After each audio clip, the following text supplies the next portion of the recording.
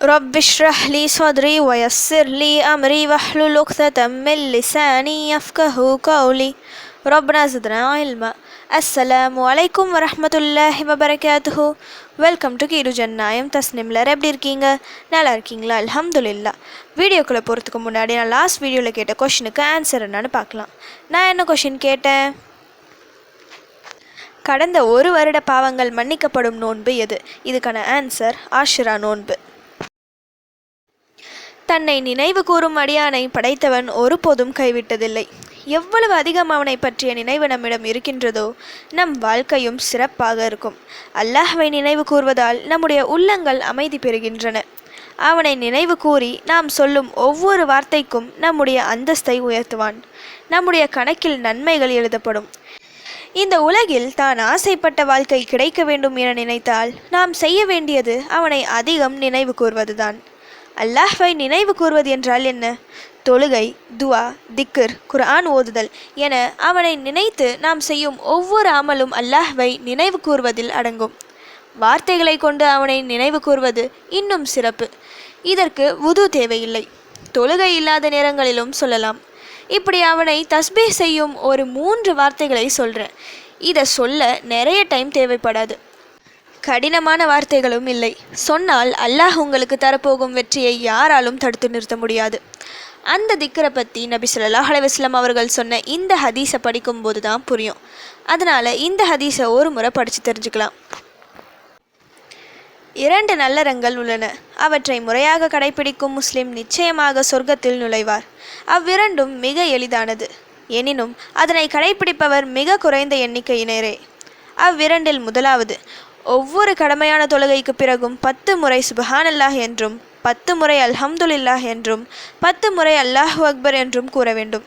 இவ்வாறு ஒரு நாளின் 5 வேளை தொழுகைக்கும் சேர்த்து 150 முறை கூறுவதானது மறுமை தராசில் 1500 நன்மைகளை பெற்று தருகின்றன.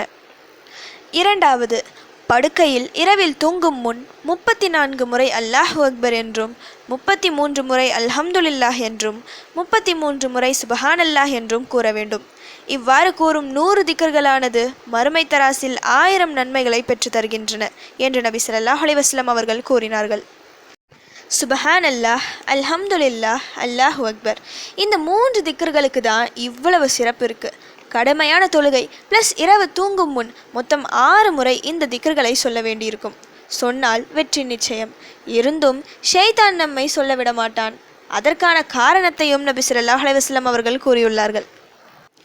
மக்கள், அல்லாஹ்வின் தூதரே, இவ்விரண்டும் மிக எளிதாக இருந்தும் அதனை கடைபிடிப்பவர் ஏன் மிக குறைவாக உள்ளனர் என்று கேட்டனர்.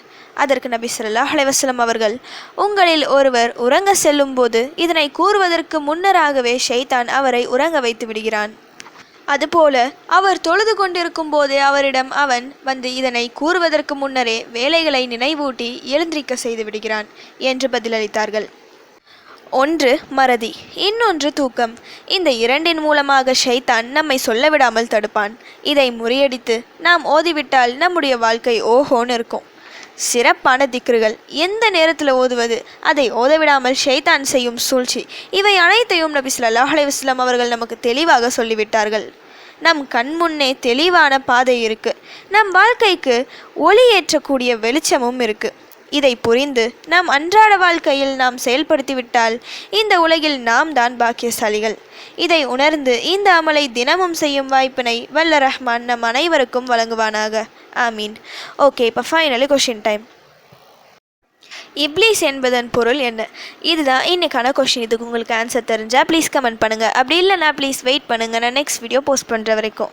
சுப்ஹான ரப்பிக ரப்பில் இஸ்ஸத்தி அம்மா யசிஃபூன வஸ்ஸலாமு அலல் முர்சலீன் வல்ஹம்துலில்லாஹி ரப்பில் ஆலமீன்.